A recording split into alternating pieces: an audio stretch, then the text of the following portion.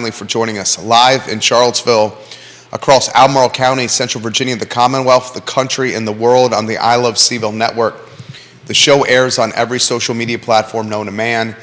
And we, on the I Love CVille Show in particular, discuss topics that are near and dear to us in the community, near and dear to Charlottesvillians, Central Virginians, and today's show is follows that mold.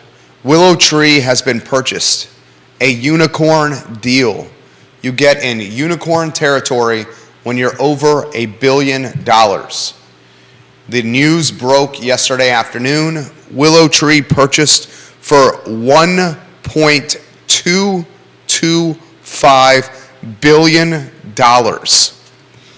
The buyer of WillowTree and its controlling stake is TELUS Corporation. Publicly traded, TELUS Corporation and TELUS International are leading digital customer experience innovators that design, build, and deliver next-generation solutions, including AI and content moderation for global and disruptive brands. WillowTree, dude, I remember when WillowTree was launched in downtown Charlottesville. Tobias Dangle and Michael Pritchard launched WillowTree. Heck, I remember when WillowTree wasn't even in downtown Charlottesville. Where were you guys? You guys were, was it off Ivy Road to start? Is that where you guys were to start in your early days? Then WillowTree, in fact, I think Sean Tubbs has got a good CVillepedia entry about WillowTree. He does. So here's from CVillepedia. Sean Tubbs does a good job of moderating CVillepedia. In fact, someone tag Sean Tubbs. Give Sean Tubbs some props. Sean Tubbs, I'll tag you right now. We are giving you props right now on the show. And Bob Yarborough, you're exactly right.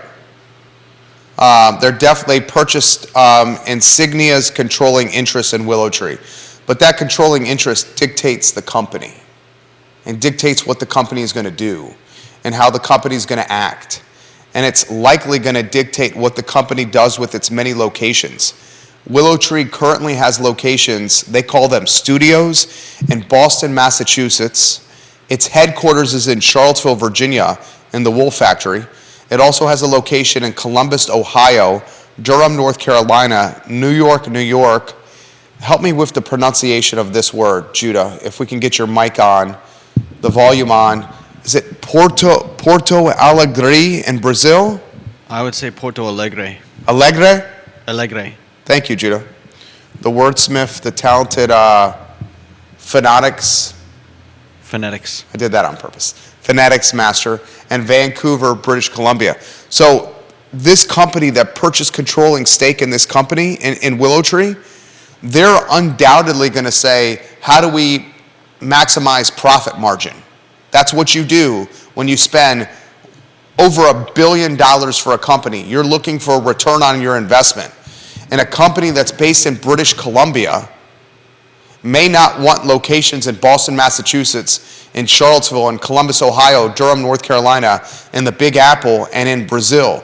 I don't have any insight on that. I'm just a common sense guy. Still, I want to talk about the history of WillowTree. Someone get Michael Pritchard in the mix. Someone get Tobias Dangle in the mix. Someone get the WillowTree team in the mix. This is from CVillepedia, which is managed by Sean Tubbs. WillowTree is an American mobile application design and development company which is headquartered in Charlottesville. WillowTree creates software applications for companies from startups to Fortune 500. The company has roughly 1,000 digital strategists and employees. I mean, I guess you would say all over the world. I mean, I'd say all over the world. 1,000 plus strategists work for WillowTree all over the world. The company is headquartered in Charlottesville, specifically in Albemarle County, right over the city line in Albemarle County in Woolen Mills, the wool factory. Interestingly, when WillowTree relocated from the downtown mall, where it was splintered among a number of different buildings, and chose instead to go to Albemarle County, right over the city line, interestingly, Mike Signer, the former mayor of Charlottesville, the former city councilman, was the in-house legal counsel for WillowTree.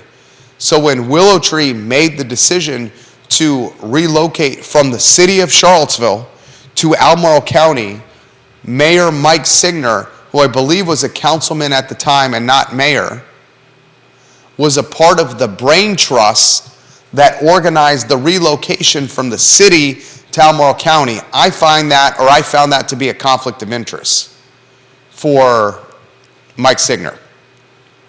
I regress. That's yesteryear perspective. This is current perspective. The founder, Michael Pritchard, began coding software in middle school. Immediately after college, Michael Pritchard began working for Rotech Healthcare. Pritchard left Rotech and moved to Virginia with his family, where he founded an email archiving software company based on a document management system he developed. He sold this company to TrustWave in 2007. With the release of the iPhone, he independently developed apps with the loose network of other contractors, essentially launching WillowTree in 2008. WillowTree started becoming a company before it came onto the downtown mall. I believe, boys, you guys were off Ivy Road, and someone helped me with that initial location. More information on WillowTree and its evolution. Here we go. Pritchard met Tobias Dangle, who's the current CEO of WillowTree. Tobias was the founder and former president of Leads.com, Leads.com, Leads.com. Tobias had experience in business, sales, and marketing. In 2009, Tobias bought into the company, bought into WillowTree, and became its chief executive officer. Tobias and Michael Pritchard bootstrapped the company, avoiding angel investors, to launch a series of iPhone applications. As the iPhone exploded in popularity, WillowTree and its in-house talent, its personnel, its team, started growing quickly. WillowTree provided its clients with custom applications that included back-end integrations. The company takes pride in that it does not outsource, I guess is the word you're looking for, a lot of its software development to overseas talent. So you got a guy in Michael Pritchard, who's the tech guy, the CTO, the hammers and nails, the guy who rolls up his sleeves and loves doing coding. This dude realizes, Michael Pritchard, nice guy, great guy, see him on the downtown mall often, always do the eye look, the shake of the heads. Pritchard realizes that smartphones, iPhones, Droids, are going to radically revolutionize the world. And you want to know the most valuable real estate in the world? The most valuable real estate is not next to the Pacific Ocean in Maui or in Hawaii. The most valuable real estate is not in Southampton or East Hampton on Long Island. The most valuable real estate in the world is not a penthouse apartment in Manhattan or a 4-level townhome in San Francisco. The most valuable real estate in the world is not a Tony flat in Paris or London or an estate in Boca Raton, Florida. The most valuable real estate in the world is not a farm in Yellowstone, Montana. And the most valuable real estate in the world is not a palatial property in Farmington off Ivy Road. No, my friends. The most valuable real estate in the world is screen number 1 on your iPhone. This screen. Look at the camera. Look at the video right now. See this?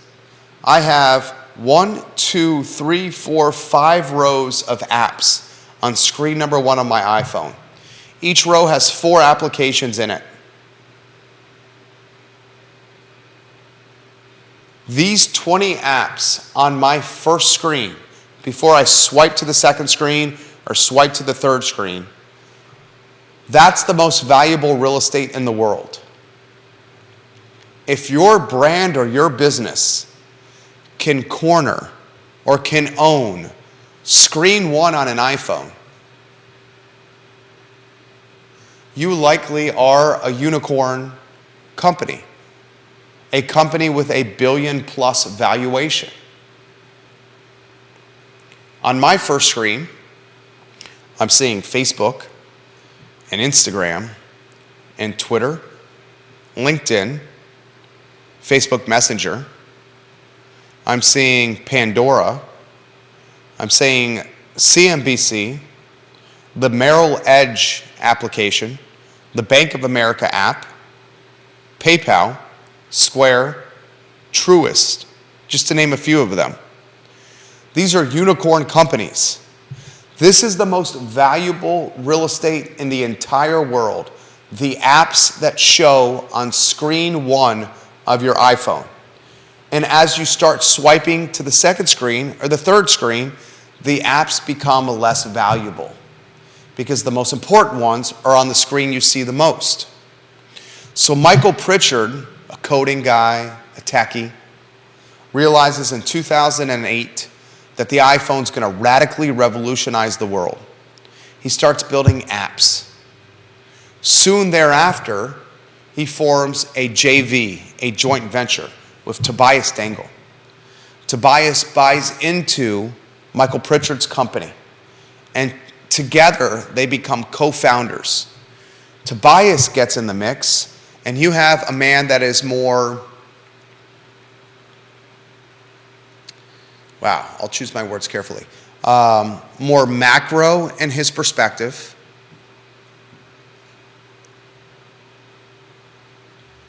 more sales-oriented in his perspective,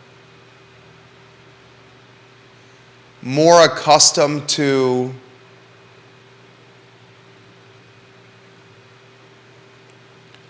maybe you say raising capital, attracting outside investors, private equity money, heavy hitter money.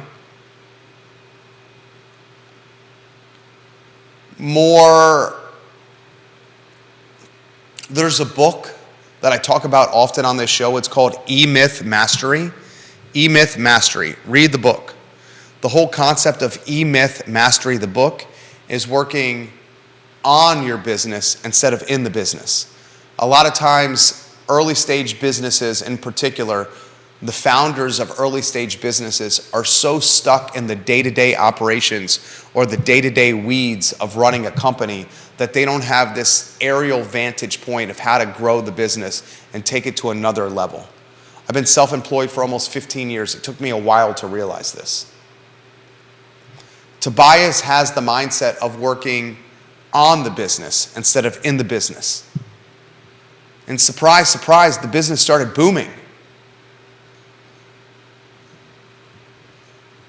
Michael Pritchard is no longer part of the company. A handful of years ago, Pritchard and Dangle, and I mean this in the most respectful way possible, they had a professional divorce. I would think both gentlemen would say that's a fair comment. It was a professional divorce. Pritchard got a payday, no longer part of WillowTree. Tobias kept running the company. Yesterday, you saw the first unicorn transaction in Charlottesville history. Can anyone that's watching this program, anyone at all,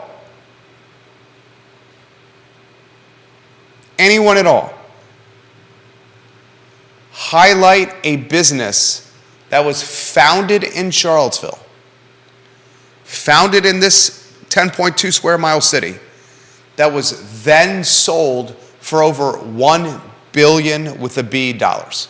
Can you think of one, Judah? Two-shot Judah Wickhauer. Two-shot J-Dubs. Two-shot Judah Wickhauer. Let's get in the mix. J-Dubs. Judah B. Wickhauer. J-Dubs. Rocking a cardigan, my favorite cardigan that he has in his palatial closet at his estate. Don't I wish? I like that cardigan. Yeah. I give you props on it every time. I'd wear that cardigan. It's Old Navy. It's probably $25. Probably still there. It looks great. Thank you. Looks sharp. Can you think of a $1 billion transaction? Can I think of one? Charlottesville founded company. Rory Stolzenberg may know the answer to this. Bob Yarborough, do you know the answer to this? Sean Tubbs, do you know the answer to this? Chad Wood. Is there any other company that was launched in Charlottesville, Virginia that has sold for over $1 billion with a B? I'm the wrong person to ask. I can't think of anything. But, I'm the right person to ask. Okay, I am the right, because this is... Is there? There's not a single one I can think of. Yeah, that's what I figured. Anyone watching this program, is there a Charlottesville founded company? I'm not talking about a company that has a freaking office or even a headquarters in Charlottesville. In fact, I think we could put on a very short list the amount of companies in Charlottesville that even would have close to $1 billion valuation. Yeah, slim to none. Right? All right, we're in agreement. In fact, I'll speak with confidence and conviction. There has never been a company that was launched in Charlottesville that has exited at a $1 billion valuation. I'll speak with confidence and conviction on that. Here's a follow-up question for you, the viewer and listener. I want your help with this question. I need your help. Help me. Help me. Please help me. Okay? Is there a business in Charlottesville or Albemarle County? Hell, a business within 30 miles of Charlottesville, Virginia, that is currently valued at over $1 billion. Seriously. John Blair. I love you, John Blair. You're watching. JB, can you help me with this? Bob Yarborough, can you help me with this? Susan Bashline, can you help me with this? Is there any company in Charlottesville, Virginia currently that has a valuation of over $1 billion? Bob Yarborough says SNL. SNL is now S&P. Is there any company in Charlottesville, Virginia, Albemarle County, or Central Virginia? Katie Pearl says UVA. I was just going to ask if UVA counts. The University of Virginia is a nonprofit. The University of Virginia is a nonprofit. But they probably do make a lot of profit. I'll put Katie Pearl, props to you. I'll put UVA on that short list. I'll put an asterisk next to that item on that list, but I'll put UVA on there. KTP, Katie Pearl, again, positively impacting the show. Can anyone think of a single company in Charlottesville or Central Virginia? All right, Neil Williamson says if you change the word from company to enterprise, UVA and the foundation should count. All right, that was my asterisk. Enterprise, okay. I'll change the phrasing. So Neil Williamson, I'm responding to your comment literally right now. That's very fair. And then I'm going to say, good call, Katie Pearl, exclamation point. Send the comment to them. We'll include UVA in the list. And I'll change the phrase from company to enterprise. Bob Yarborough is researching for us. Thank you, Bobby Y. I love you, Bob Yarborough. He says McGraw-Hill shelled out a ton for SNL about 7 or 8 years ago. Let me check the interwebs. Bob Yarborough, thank you, Bob Yarborough. Thank you. PRA International Operations. What is that? Is Clinical, that in Charlottesville? Clinical Research Organization. I've got, Is that a company founded in Charlottesville? I believe so. What is it called? I know most of the, I'm not trying to. PRA Health Sciences. I've got a couple different things. Let's see. PRA Health Sciences. Looks like Google is saying their headquarters are now in Raleigh, North Carolina, but they're founded in 1976, Charlottesville, Virginia. This some Zippia career expert thing has them listed as PRA International Operations, Inc., pharmaceutical headquarters, Charlottesville, Virginia, revenue $1.2 billion, employees 11,200, founded. How much employees? This says founded in 1996, so 11,200. That's a lot of people. What's the website? The URL? Let's see. There is PRA Health Sciences? Yeah. I've never even heard of this company. Has anyone heard of this company? We're crowdsourcing content for the enjoyment, enlightenment, and education of all of us. Neil Williamson is sharing a link in the feed. You do reconnaissance on that. Bob Yarborough, can you do some reconnaissance on what you were on SNL? Neil Williamson just shared a link. Sleepy Outfit. SleepyOutfits.com. No, I'm just kidding. That's the URL? No, it's Think Orange VA. Oh. He said it's a sleepy outfit, and I was making a joke. It's in orange. I don't like that. That was not a funny joke. Well, it was funny to me. Wasn't telling it for you. But can a joke be funny if it's only funny to the joke teller? If I laugh, it's funny. I don't care about anyone else. All right. Well, that seems selfish. Oh. I kid because I care. Neil Williamson shared a link in the comments section of my personal Facebook page. And he says, I'll read, it's Holtz Brink Publishers, LLC, to expand in Orange County. Orange County is pleased to announce that MPS, a division of Macmillan Publishers, will invest $26 million over the next 3 years to expand its distribution operation in Orange County. Macmillan Publishers, based in New York, is a global traded higher education publishing company operating in 70 countries. So, Neil, follow-up questions for you. Is this company in Orange County a unicorn with a valuation of over $1 billion? I do not believe it is. Also, a follow-up question for you, Neil, and I love when you watch the show. I love Neil Williamson, president of the Free Enterprise Forum, support what he does. Neil's just a great guy. He's a great guy. Love Neil. I sincerely love Neil. Love his pop culture, and I love when he comes on the show. Follow-up for you, Neil. I do not believe this company was founded in the Charlottesville area. The two caveats on my question, and I'm rephrasing this based on the feedback Neil gave us. The caveats are this, the word enterprise. Can anyone name an enterprise in Charlottesville or Central Virginia, founded in Charlottesville or Central Virginia, that is a valued company of over $1 billion with a B? Because we're utilizing the word enterprise instead of company, we're going to include the University of Virginia and the UVA Foundation. That's feedback from Neil and Katie Pearl. We listen to you guys. Can anyone think of another one? We now have a very short list, founded in Charlottesville or Central Virginia, unicorn valuation of over $1 billion, of WillowTree and UVA. Anyone think of anything else?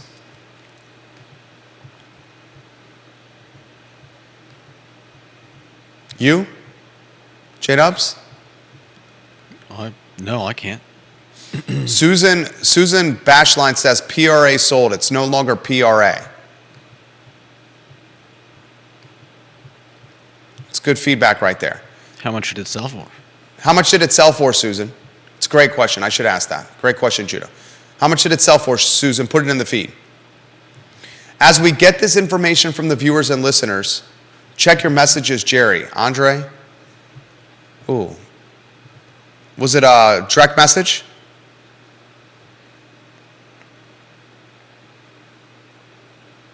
Oh, Andre Xavier. Strong. Thank you, Andre.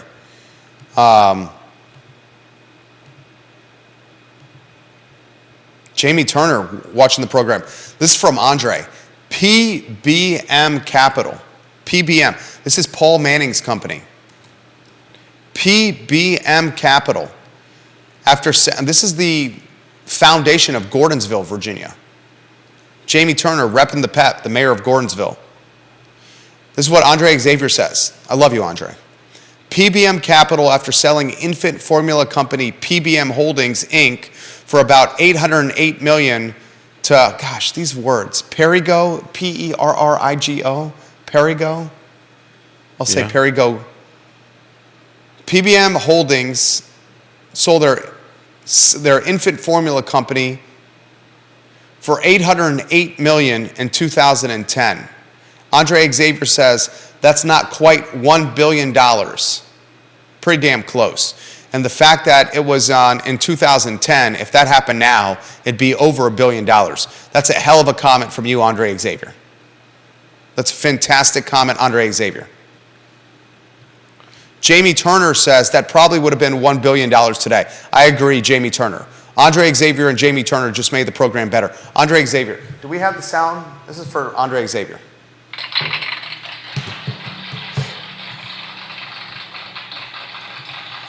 I'm responding to his comment. If this company had sold today, that would have been over $1 billion. Mm-hmm. Still, in today's term, in today's market, can anyone think of any other ones? Andre, any other ones? Andre would know. This guy follows this as much as I would, as much as I do. Jamie Turner, any other ones?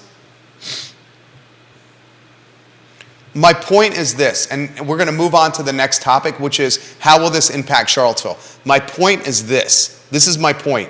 The WillowTree deal from yesterday very legitimately could be the greatest financial success story in Charlottesville area history. I'll say it again. The WillowTree deal and what Tobias Dangle and his team did is the greatest financial success story in Charlottesville area history. Think about that. Think about that. That is big time. Now let's talk cause and effect. Unicorns are so rare. You're totally right, Andre. This is a unicorn deal, a billion threshold, a unicorn deal. So let's talk cause and effect. The first question we should really ask ourselves is this. Hey, WillowTree friends, all the friends that we have in WillowTree, you're picking up the bar tabs for us for a long period of time. And I'm talking the ones that had stock options. Not all of them were invested. Not all of them were vested, excuse me. 100% true, Neil Williamson, that while WillowTree was founded and headquartered in Charlottesville, it is a worldwide operation. 100% true. That's going to be my next piece of analysis for you. Charlottesville company booms and goes worldwide. Still started in Charlottesville. Still headquartered in Charlottesville. Founders live in Charlottesville. C-suite talent, Charlottesville, for the most part. Its primary headquarters, the wool factory. The first question we should all ask ourselves is this. The controlling interest of WillowTree is now run and managed by a Vancouver, British Columbia company. Here are the locations WillowTree has. Boston, Massachusetts, Charlottesville, Virginia, Columbus, Ohio, Durham, North Carolina, New York, New York. Just a second. The Brazilian. Porto Alegre. Very good. Brazil and Vancouver, British Columbia. I would imagine, and this is common sense, I have no intel on this. I'm just a man of common sense, and if you listen to the show, we're often right here. I would imagine that some of these locations, Boston, Charlottesville, Columbus, Durham, New York, Brazil, and then now Vancouver, where the controlling interest is held, I would imagine some of these locations will be consolidated. As Central Virginians, Charlottesvillians, and Albemarle Countyans, we should ask ourselves, will the WillowTree Wool Factory campus no longer be a part of the WillowTree plans moving forward now that a Canadian company, British Columbian company, Vancouver company has controlling interest of the operation? That is a fair question. That is a fair question to ask. The follow-up question is, if the location is consolidated and removed from the Charlottesville business ecosystem, how will this impact economic development? How will this impact Charlottesville from a tax standpoint, economic development standpoint, from a housing standpoint? How many of the people that work for WillowTree, if the operation is not held in Charlottesville, how many of the people own houses? How many of the people rent houses? How many of the people will relocate to where the new company wants them to relocate to? How many of them will stay in Charlottesville and find other jobs? Will this open up housing for other people on the housing supply chain? Will this not open up housing to own because many of the team members are millennials or younger that haven't quite purchased homes yet? Will this solely open up rental options, or could this also open up home for sale options? Fair questions. Other questions I'm wondering. What is the impact that this will have on the wool factory? What is the impact that this will have on Selvage Brewing Company? What is the impact this will have on Broadcloth? What is the impact this will have on the downtown mall?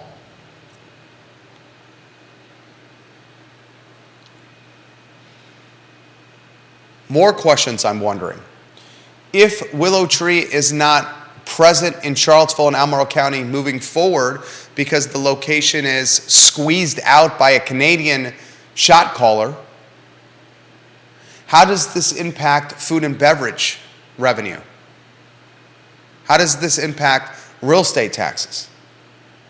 Will it put more pressure on boards of supervisors and city councils to raise taxes on real estate because F&B revenue drops? Fair question.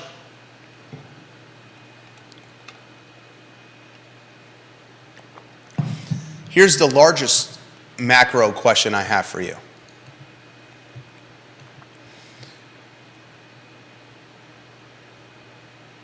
WillowTree and this $1 billion sale just proved to the entire world, when you sell your company for over $1 billion, the entire world hears that, okay? When you do a unicorn deal, the entire effing world hears about a unicorn deal. So WillowTree just proved to the entire world that a company can get started and launched, founded in a closet off Vivey Road in 2008, and 14 years later exit at a billion-plus valuation. WillowTree just showed the whole world that someone can launch a company in Charlottesville, Virginia, cherry-pick the talent from the University of Virginia to launch a technology company from Charlottesville, Virginia, and 14 years later exit that company at over $1 billion valuation. This further reinforces, this further justifies, this further proves that Charlottesville, Virginia is becoming Palo Alto East, Silicon Valley East. This further justifies and reinforces to everyone that has been saying this for years, I'm pointing at myself right now, that Charlottesville is becoming the East Coast Silicon Valley, and wait until the data science school is finished and is in its sexy, completed form that's on the very near horizon. Ladies and gentlemen, viewers and listeners of this fine and fair talk show, Charlottesville, Virginia has yet another arrow in its quiver. The quiver holds the arrows? Yeah. Doesn't? Usually. Right? Yeah. Okay. Charlottesville, Virginia has another arrow in its Silicon Valley quiver with this unicorn deal. And if you hear people saying, Charlottesville's not going to be Silicon Valley, East Coast, those people that are saying that are huffing glue. Huffing glue.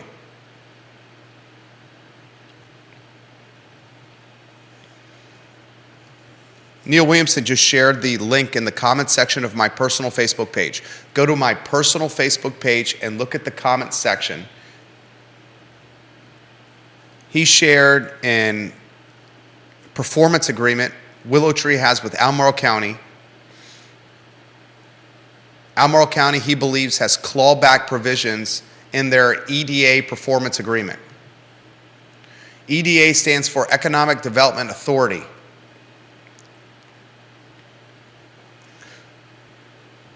This is good. I'll read this, and it's short so I can read this. He shared the link. Economic Development Authority of Albemarle County. Resolution to approve the second amended Economic Opportunity Fund performance agreement for the redevelopment of the Woolen Mills site. Whereas the Economic Authority of Albemarle County, Virginia, approved a performance agreement and first amended performance agreement between the Authority of Woolen Mills, LLC, and the County of Albemarle, Virginia, regarding the redevelopment of the Woolen Mills site in anticipation of WillowTree, Inc.'s expansion and relocation to the site. Whereas the County Board of Supervisors has approved a second amended agreement extending the project completion date and contract term, and whereas the authority finds it is in its and the county's best interest to enter a second amended agreement to revise the project completion date and contract term. Now, therefore, be it resolved that the Board of Directors of the Economic Development Authority of Albemarle County, Virginia, hereby approves the attached second amended agreement between the authority, the county, and Woolen Mills, and authorizes the chair to execute the second amended agreement on behalf of the authority once it's been approved.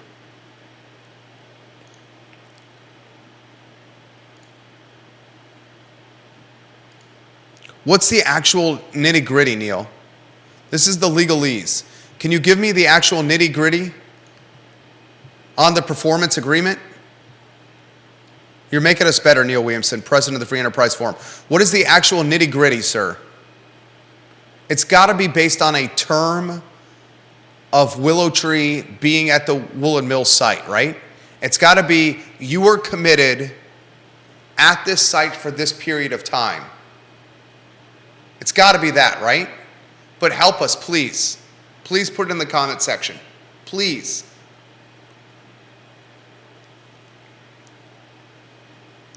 This is a big story. This is a story that is 1,000% in the Silicon Valley news cycle, San Francisco news cycle. This is undoubtedly in the private equity news cycle. This is undoubtedly in all the trade publications. This is undoubtedly going to be in the Washington Post, the Richmond Times-Dispatch, and the Mid-Atlantic media. This is a big story.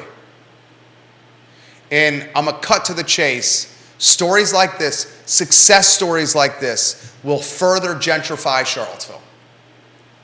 Will further make Charlottesville techie and Silicon East. Mark it down. Chad Wood, thank you for sharing the show. Johnny Ornalis, thank you for sharing the show. I would love the nitty-gritty, Neil, if you put that in there. I would love to relay that to the viewers and listeners.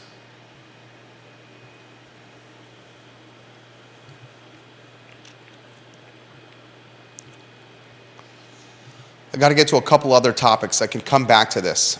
Here's another. This would otherwise be the lead of the show if it wasn't for a $1 billion deal, right? Here's another piece of news for you. A school board member, David Oberg, resigned last night in the middle of his term. David Oberg represents the Whitehall district.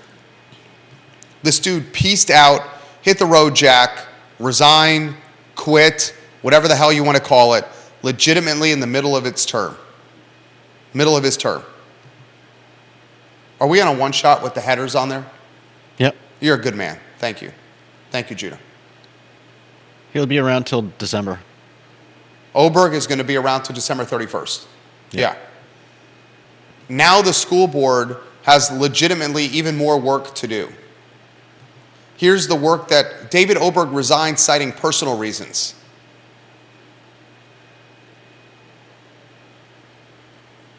I mean, I would not imagine it's been a good time to be on the school board over the last few months.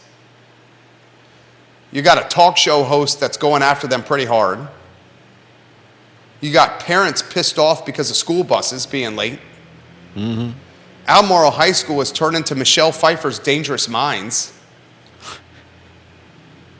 Can you sing the Coolio soundtrack to the movie? I don't know. It's been a while. Can you find the lyrics online and sing them? It's been a while since my Coolio days. Can you find them online and sing them to the viewers and listeners, please? Is that the Gangsta's Paradise? Yeah. Find the lyrics online. I would love if you maybe just the chorus. Come on.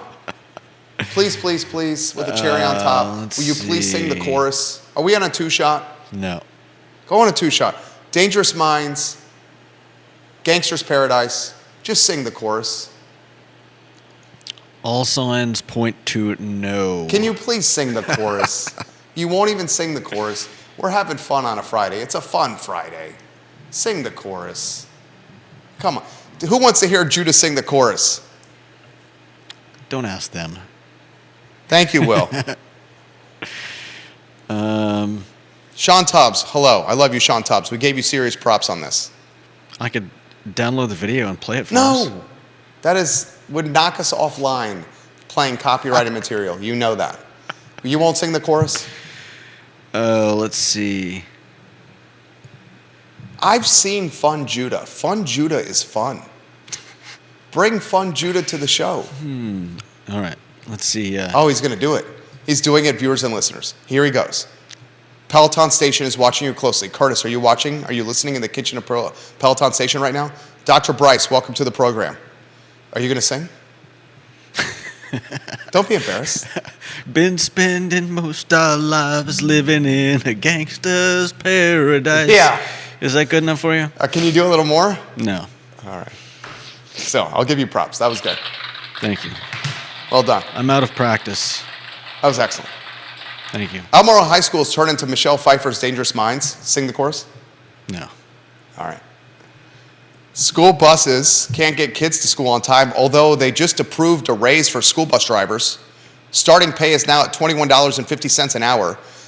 Why it took the school board this long to match what Charlottesville City Schools is doing is shocking and shows a lack of being in touch with reality. They should have immediately upped the pay for Albemarle County school bus drivers once Charlottesville City did it. In fact, Albemarle County should have been first. Albemarle County has a much larger territory to bus kids around than Charlottesville City. Why Albemarle County allowed Charlottesville City School Board to up the pay first when Albemarle County has considerably more square miles than Charlottesville City, only 10.2, shows a lack of being in touch with reality. Last night, David Oberg hits the road jack, pieces out, pink slips himself, resigns, quits, rides into the sunset, and says, citing personal reasons, I'll be here till December. I don't want to do this anymore. There's an application on the website. Steve Harvey, if you're watching, I texted Steve Harvey before the show. I said, Steve, how should I characterize your interest in the open seat? Steve Harvey said, I'm watching it very closely and speaking with my neighbors. And he might apply for the open seat. Steve Harvey, Whitehall District, previously ran for Board of Supervisors, lost a contested race. Steve Harvey, I thought you did a good job with your campaign, dude. I thought you did a good job with your campaign. He lost to Ann Malik, who I believe has been on the board 4 terms. Has Ann Malik been on the board 4 terms? Can someone say term limits? We need them. Ann Malik. Is she the Nancy Pelosi of Central Virginia? What's that? Can you speak up? Is she the Nancy Pelosi of Central Virginia? Is Ann Malik the Nancy Pelosi of Central Virginia? Wow. Probably so. Because you're saying someone that is just like a political professional that never leaves? Yeah, I guess. Ann Malik, first, that's a very interesting take right there. Strictly from a term standpoint. You're not talking politics per se. No. Right? Not per se. Ann Malik has been on the board of directors. Can you help me with this, Sean Tubbs? I think she's been on the board since 2010. I'm on CVillepedia right now. Sean Tubbs does a great job of managing CVillepedia. 2010, 4-year terms. Is she in her 4th term, Shawnee Tubbs? Thank you, Will. He says my beard is looking good. Thanks, Will. It's getting itchy right now. I believe she's I know it's either the 3rd or the 4th. Okay? She's got a stranglehold on this seat. So here's my take on what could transpire. Steve Harvey is no longer, he on the I Love CVille Network, Steve Harvey announced that he was running for Board of Supervisors. That has since shifted. Steve Harvey is now going to pursue school board and not Board of Supervisors.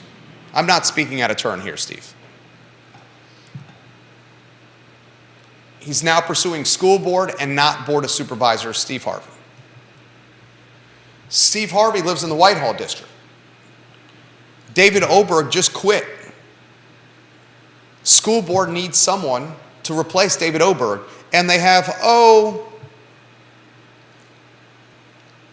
not very long to figure it out. They are going to interview candidates. The deadline to apply is Friday, November 18th. So they're going to interview candidates for the next 21 days, 3 weeks. I cannot imagine that there's going to be many people applying for the Whitehall school board seat with 1 year left on the term. How many people you think are going to apply for this job? Probably you can count them on 1 hand, maybe 2 hands. Steve Harvey is interested in running for this seat. He would seem, from my perspective, as a logical person to put in the seat, let him get a feel for it for a year. He's talking about running for it. He's actively involved in the community. How many Bambinos you have these days, Steve Harvey? You got a 4-spot? You got a 4-spot, or you got a full basketball team, Steve Harvey? You got 4 kids or 5 kids? I know you got twins. 4 or 5? You got a 4-spot? He's a parent of kids who are in schools. Here's a good guy to consider. Oberg resigns. Are we surprised? The school board is catching more HE double hockey sticks than any elected official in Charlottesville or Albemarle County. Normally it's Charlottesville City and the counselors that are under the microscope or feeling the heat. Now it's the school board. And they should feel the heat. The SOLs are terrible. The school buses are late. Albemarle High School is dangerous minds. Michelle Pfeiffer ain't there. Teachers are quitting. Fights in the bathroom. Sexy time in bathroom stalls. Brouhahas and brawls on buses. This JV locker room fiasco, which we don't have any clarity or insight from Albemarle County at all. Scuttlebutt on the street has students being suspended or expelled.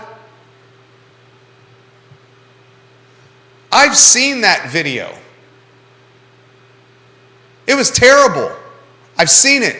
It was terrible what happened. Nothing offered from the school board or the superintendent's cabinet on what happened. Now they're talking about rebranding Meriwether Lewis. Why are they rebranding Meriwether Lewis Elementary? You know, Judah? Because he was a horrible person. You say that tongue in cheek? Yes.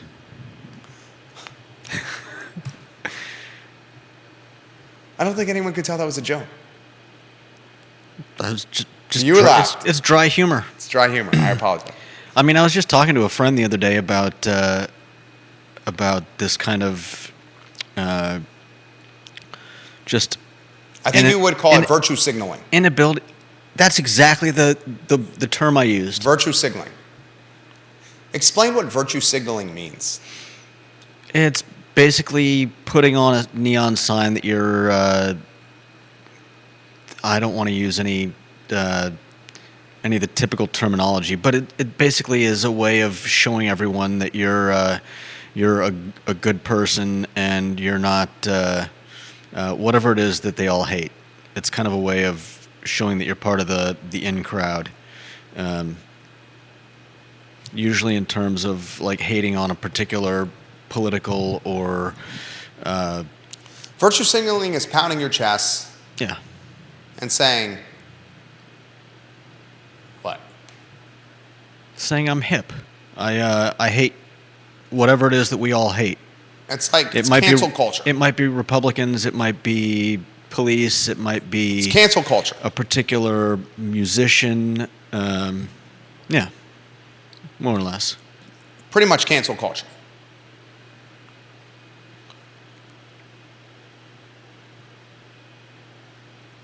I've said this so many times on this show. We've got to prioritize the most important things for students and teachers and parents. What is the most important aspect of a public school? What is the most important aspect in its most simplistic form? What is what is the first role a public school's got to do in its most simplistic form? Teach your kids. No. No? No. You're serious? Yes. What is the first thing a public school has to do? A public school has to get kids to school safely and on time. First thing it has to do. I disagree. If kids are not safe and on time to school, they can't learn. But is it the school's job to get the students to the school? I don't think it is. I think we take for granted the fact that we have buses that pick up many of our kids and bring them to school. But I think somebody... Neil Williamson. We learned from Neil Williamson that part of Virginia State Code, the public schools do not have to transport our children. Right. I will say this. In today's public school ecosystem, the most important job for a public school, when transportation is seen as a public utility, as opposed to a provided amenity, there's a difference. Okay? The most important thing a public school has to do in 2022 is get our children on time and safely to school. Because if they don't get to disagree. I respect it. For the sake of a talk show, we'll agree to disagree. Because if the kids don't get to school on time, they can't learn. Because they're at a bus stop or in a tin can. So in 2022, we learn the tin can is synonymous for the bus. In 2022, we learn that getting to school on time and safely is the most important aspect. Because kids are showing up in the middle of second or third period right now. What's the second most important thing? If we agree to disagree that that's the most important, what's the second most important thing for a public school? Teaching your kid? There. Teach your child in a fair and equitable setting. That's the second most. Teach your kid, my kid, in a fair and equitable setting. What's the third most important thing for a public school? Well, if we're going on the previous assumptions, getting your kid home at the end of the day? Get your kid home. I was right. And safe on time. That's the essence of public schools.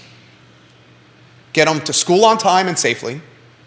teach them in a fair and equitable setting, and get them home on time and safely. That's the public school job. Okay. We're failing at 1, we're failing at 2, and we're failing at 3. You're out.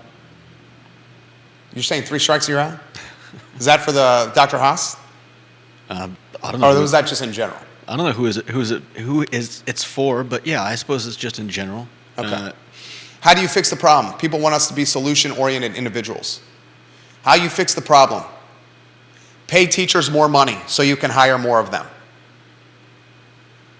How you fix the problem? Give teachers a wage that will allow them to live in the community and the counties they're teaching within.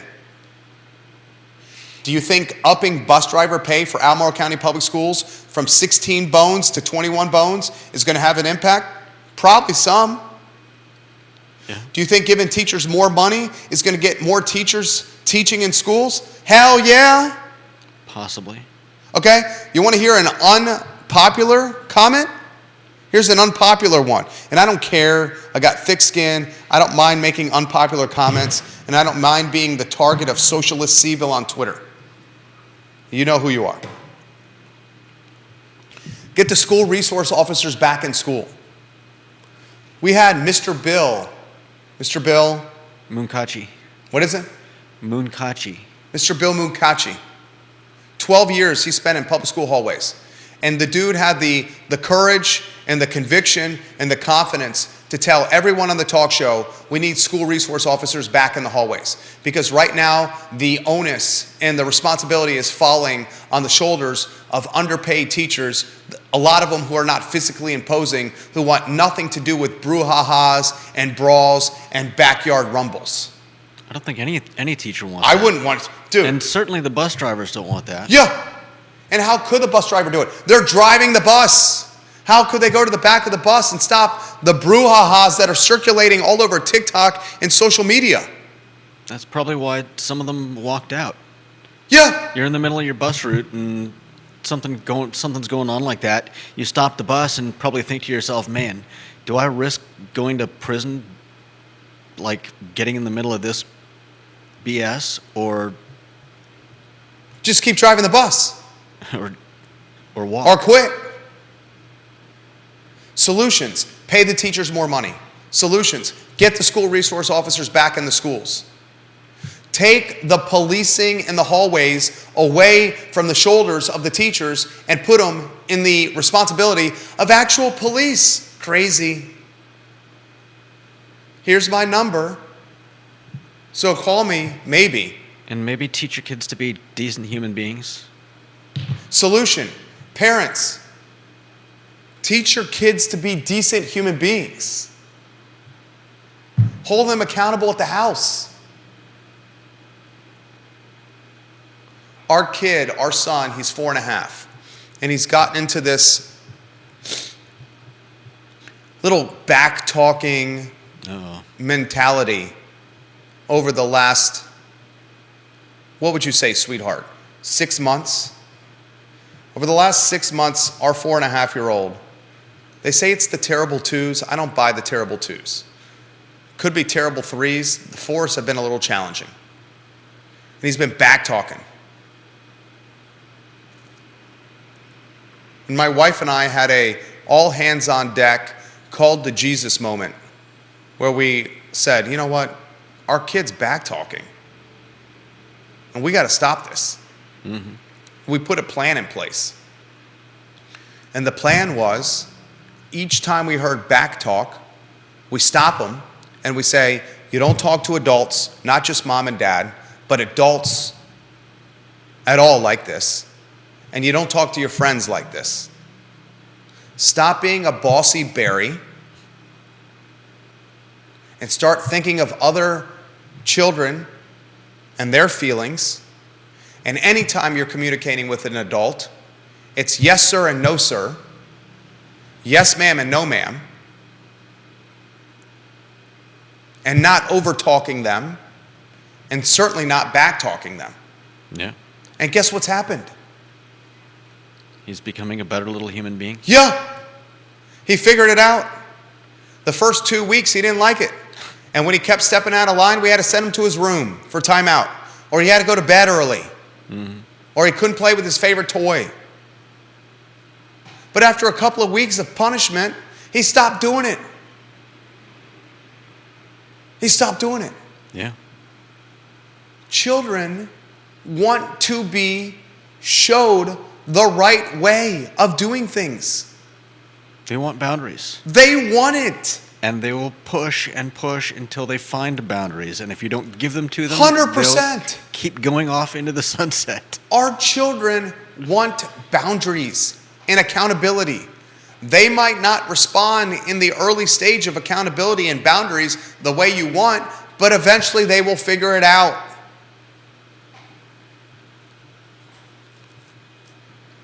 I have never seen Albemarle County Public Schools in more turmoil or volatility than right now. You're talking about a school system that is in the top 10% of the Commonwealth and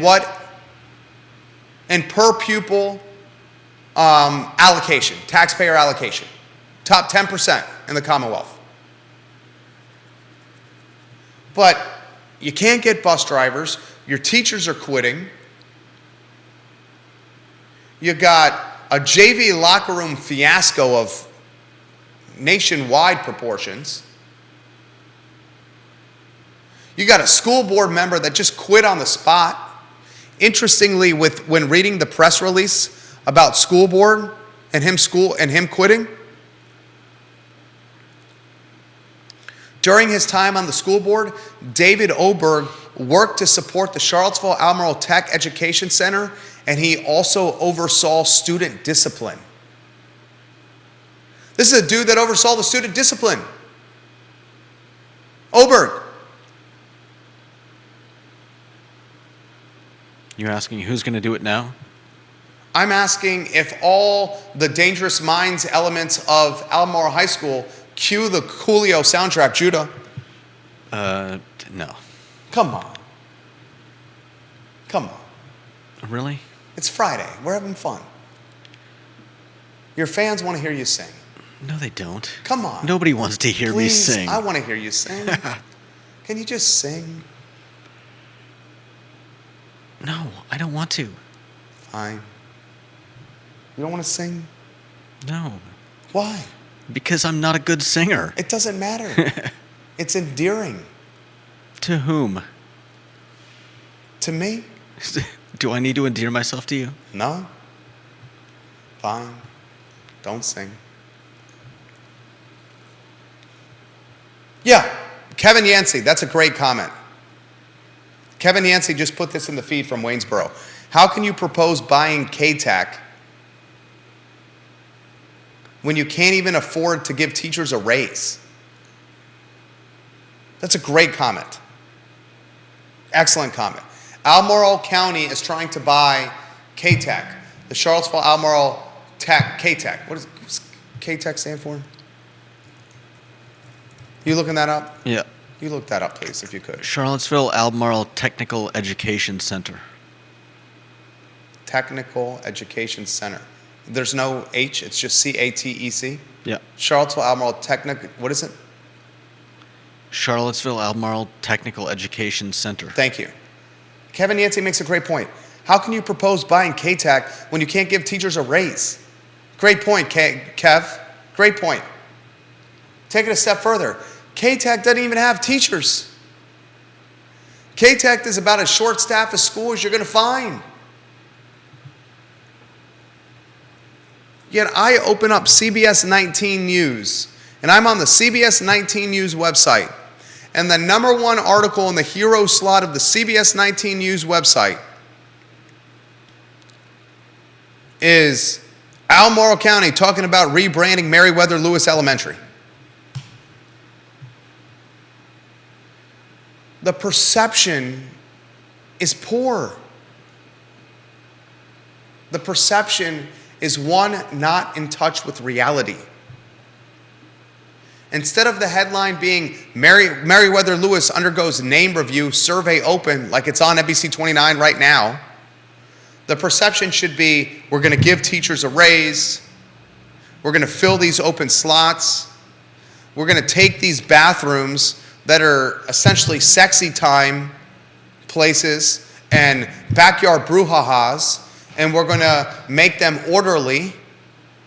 We're going to stop the violence from the school buses. We're going to stop the stampedes from the breezeways. We're going to make the SOL performance scores for students of color in particular much improved. We're going to figure out this vacancy. David Oberg just dropped a bomb on us. This is called brand management. And this is just called freaking common sense, God.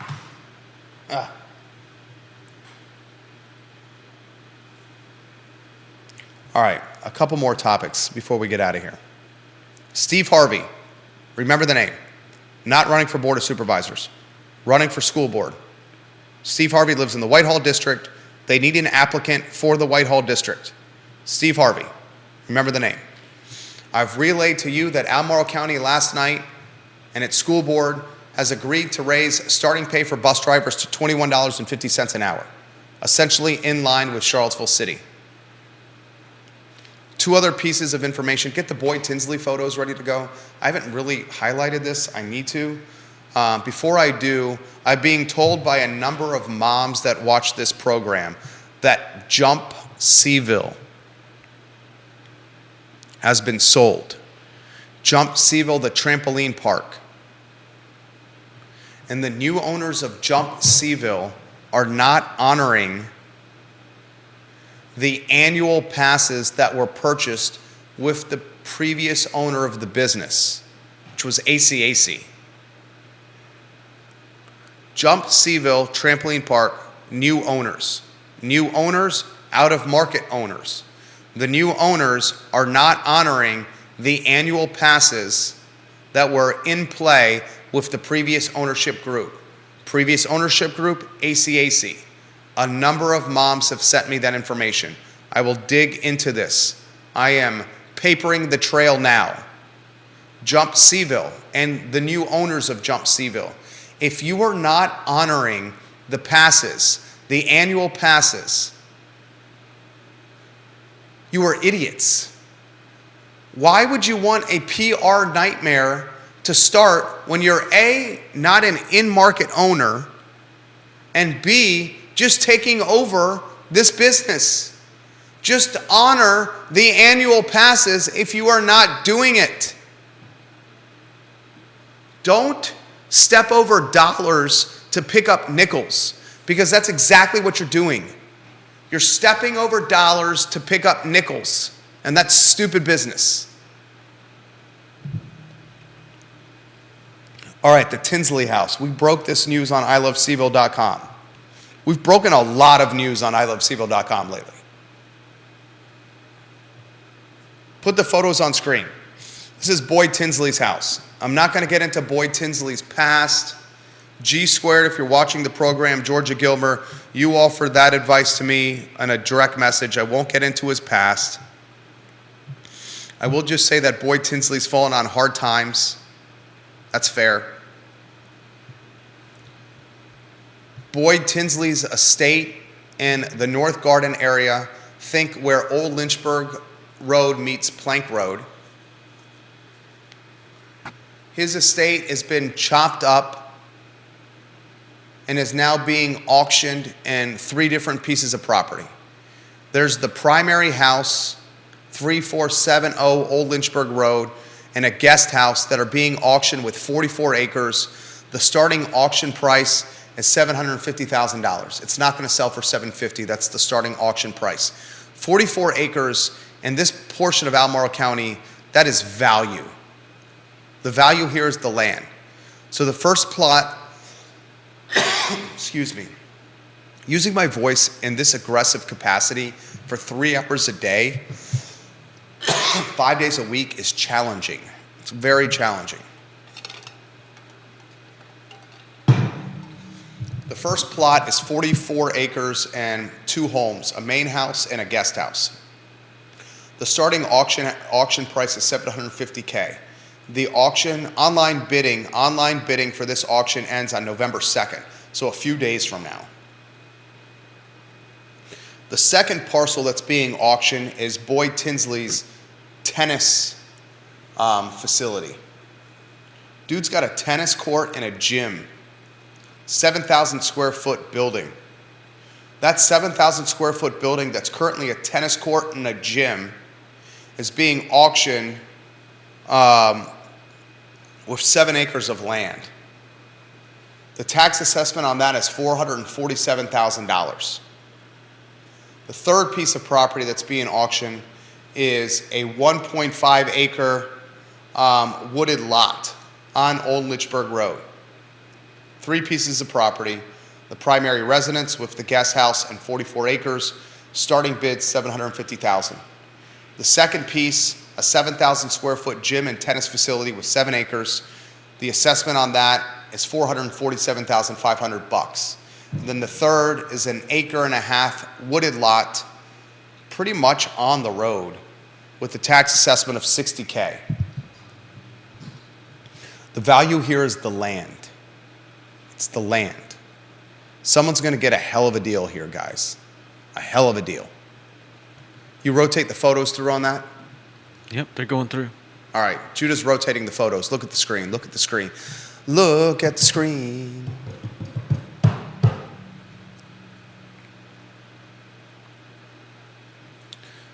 All right. Go back to the one shot.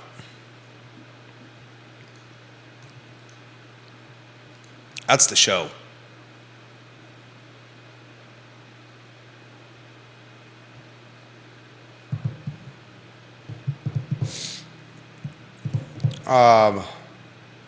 Kevin Yancey, I appreciate you writing. Neil Williamson, I appreciate you watching. Kenny Gilbert, appreciate you watching. Jamie Turner, Andre Xavier, you guys made the show better. Bobby Yarborough, you made the show better. Chad Wood, you made the show better. Dr. Bryce, thank you for watching. Johnny Ornalis, thank you for sharing. Show airs on every social platform known to mankind.